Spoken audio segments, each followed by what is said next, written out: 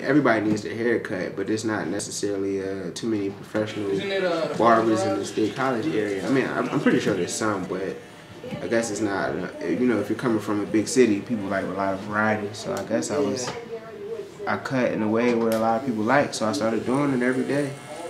Group, so you could be like the Neptunes. You can put a name to it, more so like cater to people coming from an urban setting. So big thing, you know, I'm from Philly, so a big thing for us is having a clean lineup or a shape up. So I try to make sure that my shape ups are always on point, you know, the more detailed, you know, all the corners are sharp, the curves are sharp.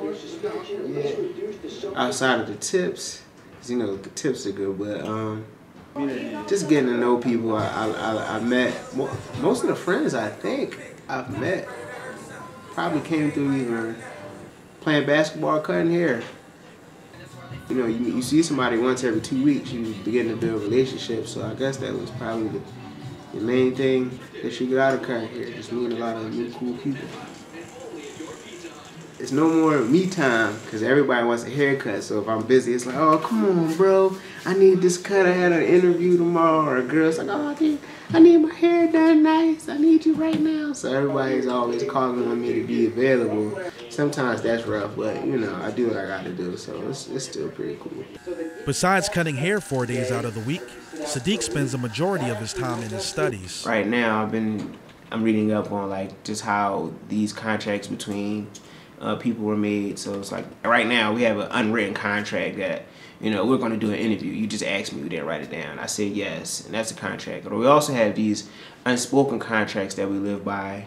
Like right now I'm sitting here and I know we have a contract, even though we never even mentioned it, I can't just jump up and punch you in the face. You know, I'm very passionate about my major as far as education goes. I want to start actually in secondary education, which is high school, and I want to eventually, you know, move to elementary education. I want to open up my own school. That's my plan, one of my ultimate goals. Cutting hair is kind of like, it's a culture on its own. It's completely different. So I still think I want to open up my own barbershop. I've had the time to do it, you know, outside of like my educational goals. So I still plan to I want to be a full-time student after I graduate from here. So, but if I had the time to save the money, I plan on opening up my own barbershop, and hopefully if it's successful, I'll open up more. Be like, you know, the next Supercuts, you know, something. I'll try. I like cutting hair. The barbershop culture is a good thing. There's a lot of good conversations happening in the barbershop outside of the haircuts.